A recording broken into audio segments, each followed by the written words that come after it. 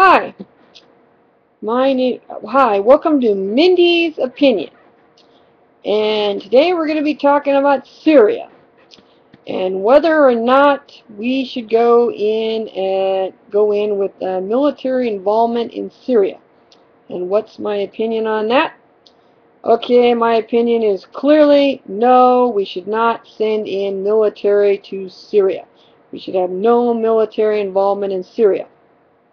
My reason for thinking this is very clear. We can't afford the wars we're in now. We're already involved in 3 different wars. I don't think we need to be involved in another. Let's look at where we're at now. We're in Iraq. We've been in Iraq for over 10 years. We still aren't out of Iraq.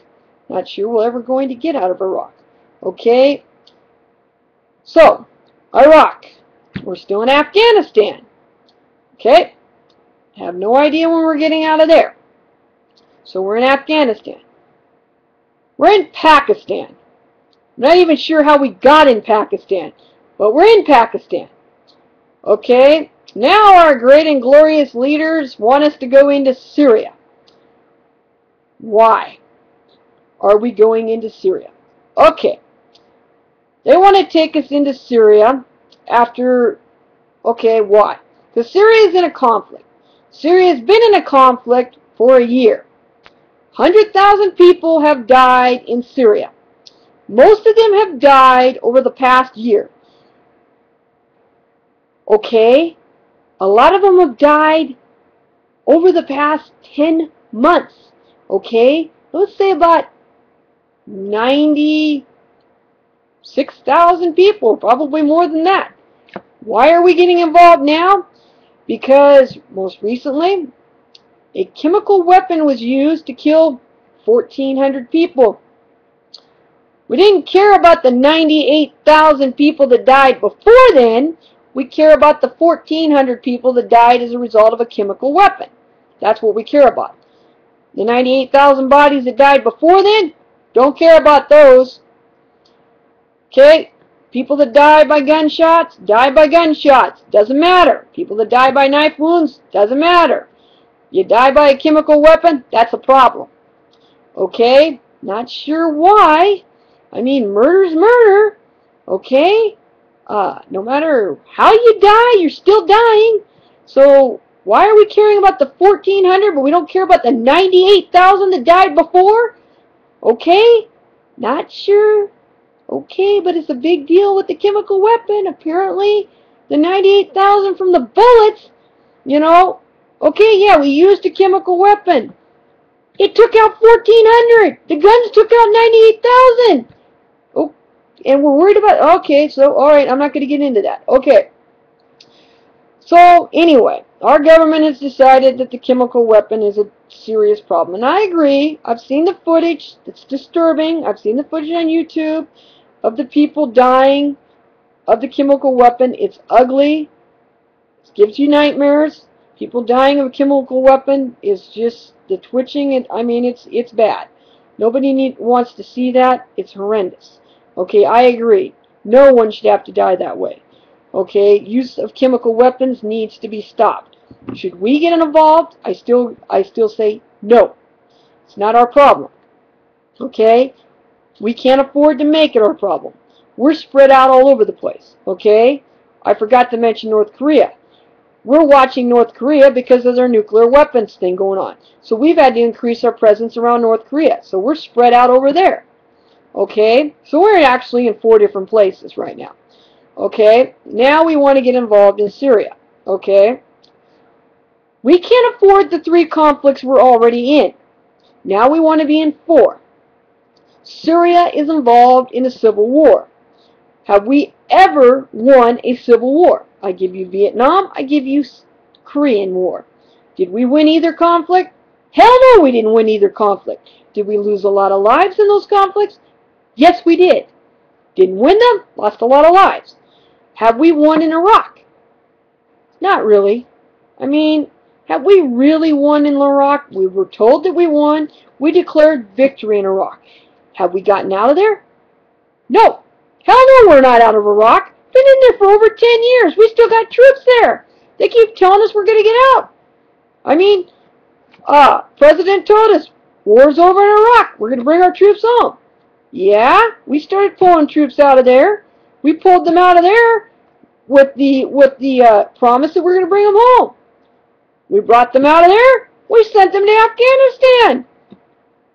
Kind of defeats the point. Yeah, we're bringing you home over here to Afghanistan. Okay, so we're bringing you home. We'll make a little pit stop here in Afghanistan. It's just going to be a little pit stop. We're just going to have a real quick conflict here, then we'll bring you home. We're still in Afghanistan. Okay, so we have this conflict in Afghanistan. So everybody thinks, okay, so then we kill Osama bin Laden. War's over in Afghanistan, right? We're going to be coming home. Nope. We're still in Afghanistan, even though Osama bin Laden is gone. We just cut the head off the snake, another head grows back, we're still in Afghanistan. Okay, but we're promising our troops we're going to be pulling them out. So we've started pulling troops out of Afghanistan. Okay, we're bringing them home. Nope. We're taking them out of Afghanistan, we're putting them over here in Pakistan. Okay? When exactly are we bringing them home? Okay? We're still in Iraq, we're over here in Afghanistan, we're in Pakistan, and now we're talking about going to Syria. Okay, if we're going to Syria, why don't we just tell our soldiers the truth? They're never coming home. They're going to be gone forever. They just might as well move on to foreign soil. In fact, instead of bringing our soldiers home, why don't we just pack their families up and send them over here to the foreign countries and build homes there for them? Because these soldiers aren't coming home. They're on full-time foreign duty. It's not going to happen. They're not coming home. Because we're just going to move them from one country conflict to another. Okay. If that's not a big enough problem, okay, off the chart. Okay, we can't afford it. Let's get back to we can't afford these wars. Things are going to shit in this country. People don't have jobs. People are starving in this country. We don't have health care. Well, health care sucks in this country. Let's just go with that. And, I mean, why are we fixing the rest of the world? I mean, what the hell? When did we become 1-800-HELP? Crap! What the hell? Sick to death of this crap. We can't fix everybody else's problems. We can't fix the problems in this country. I suggest we stay home until we fix our own problems. But of course, nobody listens to that. Now we're out here fixing everybody else's problems. So, then let's look at the next problem with the problem of Syria. Let's, And then, okay, the biggest issue with Syria. And this is the thing that I think we all should consider. We don't even know who set the chemical weapon off. There's some debate on that issue. Okay, yeah, 99.9% it was the Syrian government that attacked the rebels, wanting to put down the rebels. Okay, yeah, but there's still the 0.01% chance that the rebels set it off against their own people to get the Western allies in on their side, because they're losing. If that's the case, and we go in, and then it comes out down the road that they did that, where's that going to leave us? Does anybody remember Iraq? Because remember, George Bush was certain there were nuclear weapons. He had no doubt that there were nuclear weapons in Iraq. He swore up and down there were nuclear weapons in Iraq. We've been there over 10 years. I'm pretty sure there aren't nuclear weapons. In fact, I'm willing to bet my limited bank account there are no nuclear weapons in Iraq. Okay? So, if we go in there without proof, I recommend that we wait for the proof, that we wait until an investigation is done so that we have solid proof which side did it before we do anything. Of course, now Syria has decided, and hopefully this will do it, Syria is saying, we're going to give you our chemical weapons. We're going to turn them over to the Western allies.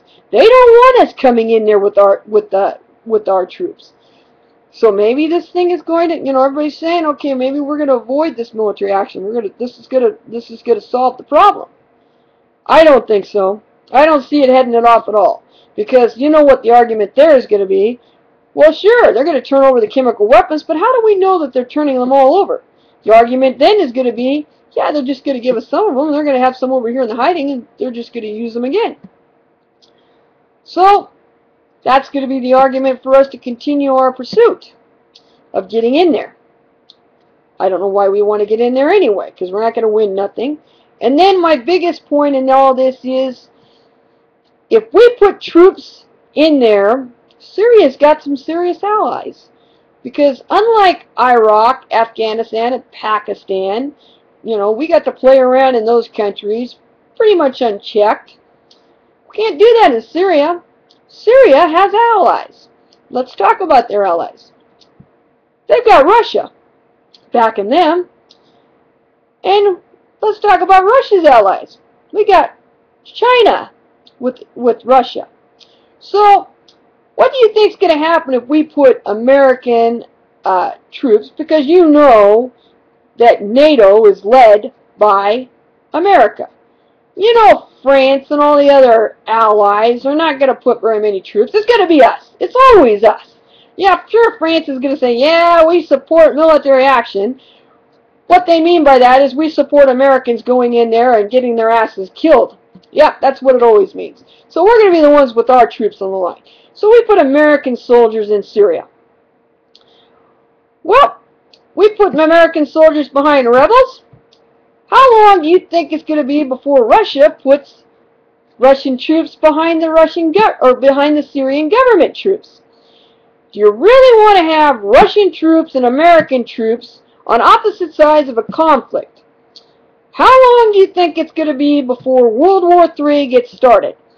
And do we really want World War III starting? We all know it's going to start in the Middle East. Basically, every religious organization on the earth believes that World War III is going to start in the Middle East. Are we ready for that to happen? Do we really want it starting? So that's my strongest argument. And on that point, if World War III is going to start, I'd like to lead people to my final point in this argument. We've got troops in Iraq. We've got troops in Afghanistan. We've got troops in Pakistan. And along with troops, we've got military equipment in Iraq. We've got military equipment in Afghanistan. We've got military equipment in Pakistan. We've increased our equipment in North Korea or in South Korea to monitor North Korea. We're spread out all over the place. If we go into Syria, we'll have more military equipment spread out. So all these troops all over the world, how much equipment do we have left in the United States? How many troops do we have left in the United States? So, if World War III starts, how well is the home front protected? And if you were a foreign power, and World War III were to start, and you were to take a good look at America right now, you'd be going, yeah, not very well protected right now. So, and we can't move this stuff back overnight. All of this equipment that is now overseas, you can't move it back overnight. You can't say, oh, within 24 hours we can have everything back and we're right back where we started. It takes months to get all that back. So, that leaves us in quite a little bit of trouble. So, like I said, people, the home front's a little bit vulnerable. So, maybe we need to start reconsidering our position. I think maybe it's time that if we're facing a serious conflict that could lead to World War III, I think maybe it's time to move the players back to the home front. What do you think?